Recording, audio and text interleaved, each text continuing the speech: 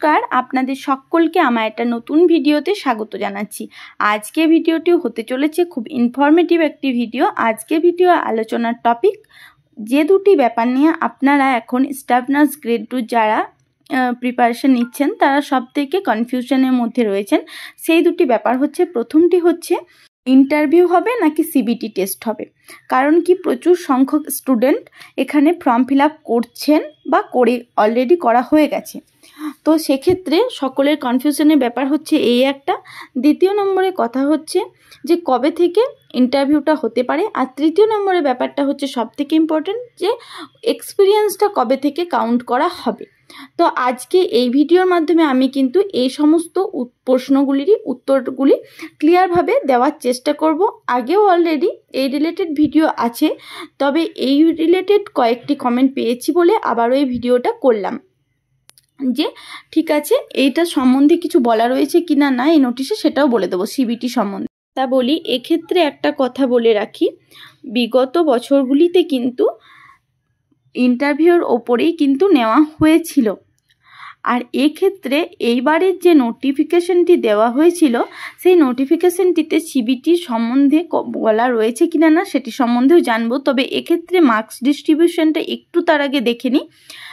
Academic marks রয়েছে 75 এবং এক্সপিরিয়েন্সের ওপরে রয়েছে 10 এবং ইন্টারভিউ মার্কস রয়েছে 15। বুঝতে পারলেন তাহলে ইন্টারভিউয়ের এই 15 মার্কসটাই কিন্তু আপনাদেরকে খুব ভালোভাবে প্রিপারেশন নিয়ে যতটা সম্ভব আর কি বাড়ানো যায় বাড়াতে হবে। তাই এক্ষেত্রে বলে রাখবো, ইন্টারভিউটাই আপাতত যেহেতু কোনো কিছু এক্সট্রা করে নোটিফিকেশন বের হয়নি, তাই ধরে রাখবেন যে ইন্টারভিউ হবার সম্ভাবনাই বেশি।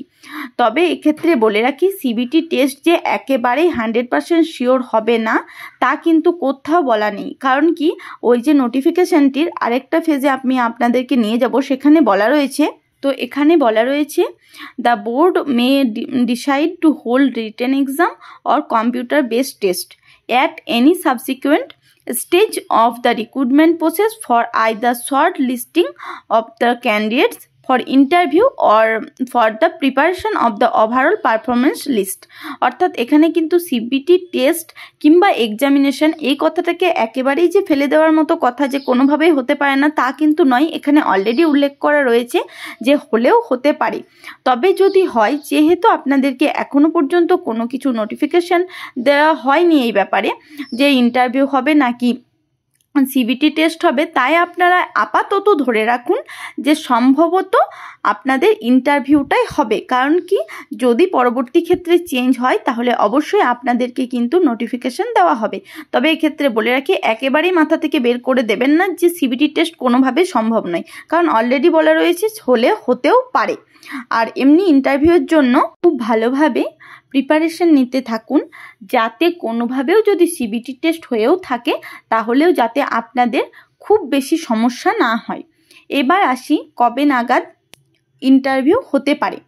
এক্ষেত্রে বলে রাখি, বিগত বছরগুলিতে যেরকমভাবে নিয়োগ করা হয়েছিল তার পরিপ্রেক্ষিতে বলা যায় 3 থেকে 3.5 মাস পরে আর কি তাদের ইন্টারভিউ হয়েছিল।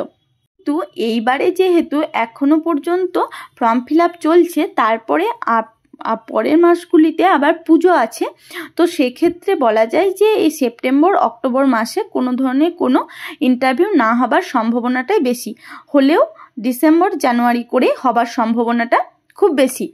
এক্ষেত্রে বলবো, আপনারা ইন্টারভিউ দেবার জন্য সম্পূর্ণভাবে প্রিপারেশন নিতে থাকুন। সিবিটি টেস্ট নিয়ে আপাতত কোনো ধরনের যেহেতু কোনো নোটিফিকেশান নেই, তাই সেটা নিয়ে বেশি চিন্তাভাবনা করবেন না। এরপরে যাব আরেকটা খুব ভালো টপিক, যেটা সকলের মোটামুটি এখন কনফিউশনের মধ্যে রয়েছেন, তো সেই ব্যাপারটাও একটু ক্লিয়ার করে দেব। সেটা হচ্ছে এক্সপিরিয়েন্স সম্বন্ধে। তো চলুন দেখে নিই এক্সপিরিয়েন্সের ব্যাপারে কি বলা রয়েছে। তো এই যে এখানে relevant working experience in government or private health care facility, the candidate processing the relevant experience must be select yes option। ওইসব আপনাদেরকে আর সবার অলরেডি এগুলো জানা হয়ে গেছে, এগুলো নিয়ে আলোচনা করার কিছু নেই। তবে এক্ষেত্রে যেটি আলোচনা করার বিষয় সেটি হচ্ছে যে কবে থেকে এক্সপিরিয়েন্সটা কাউন্ট হবে। তবে এক্ষেত্রে একটা কথা বলে রাখি, পুরো নোটিফিকেশনটির মধ্যে কোথাও কিন্তু কোনো কিছু উল্লেখ করা নেই যে এতদিনের পর থেকে এক্সপিরিয়েন্স কাউন্ট হবে। অ্যাকচুয়ালি এইটার কথাটা এর বেসিসেই বলা হচ্ছে অনেকেই কিন্তু অনেক রকমভাবে এক্সপিরিয়েন্সটাকে কাউন্ট করেছেন। যেমন অনেকেই পাস আউট হওয়ার পরের দিন থেকে কাউন্ট করেছেন, অনেকেই অন্য রাজ্যে যারা পড়ে এসেছেন তারা হয়তো তাদের পড়ার পরে রেজিস্ট্রেশন পাওয়ার পর থেকে কাউন্ট করেছেন, আবার অনেকে WBNC রেজিস্ট্রেশন পাওয়ার পর থেকে কাউন্ট করেছেন। তবে এক্ষেত্রে কোনো কিছু যেহেতু বলা নেই, তাই কোনটা ঠিক আর কোনটা ভুল এক্ষেত্রে বলাটা খুব মুশকিল। তবে এক্ষেত্রে একটা কথা বলে রাখি, অনেকেই মেল করেছিলেন কিংবা হয়তো ওনারা গিয়েছিলেন WBHRBর অফিসে বা অফিসিয়াল ওয়েবসাইটে মেল করেছিলেন, তাদের অ্যান্সারে নাকি এটা বলা হয়েছে, যেটা আমাকে জানিয়েছে সেটাই আমি আপনাদের সাথে শেয়ার করছি। অন্য রাজ্য থেকেই পড়ে আসুন কিংবা আপনি ওয়েস্ট বেঙ্গল থেকেই পাস আউট হন না কেন, আপনাকে WBNC রেজিস্ট্রেশন সার্টিফিকেট পাওয়ার পর থেকে আপনার এক্সপিরিয়েন্সটা কাউন্ট হবে। এবার এক্ষেত্রে বলে রাখি, যেহেতু অনেকেরই অলরেডি ফর্ম ফিল আপ হয়ে গেছে, সেক্ষেত্রে আপনাদের অতটাও চিন্তা করার কিছু নেই। কারণ কি, এক্ষেত্রে কোনো অফিসিয়াল নোটিফিকেশন বের হয়নি। যারা কন্ট্যাক্ট করেছেন তাদেরকে এই উত্তরটা নাকি দেওয়া হয়েছে। যাই হোক, ভিডিওটি আপনাদের কাছে আমার এই কারণেই আপনাদের কাছে পৌঁছে দেওয়াটার কর্তব্য, কারণ কি অনেকেরই এই দ্বিধাগুলোতে আপনারা ভুগছেন। তবে আমি একটা কথাই বলবো, এইসব চিন্তাভাবনা ছেড়ে শুধুমাত্র আপনারা প্রিপারেশন নিতে থাকুন, সমস্তটা সঠিকভাবেই হয়ে যাবে আপনাদের।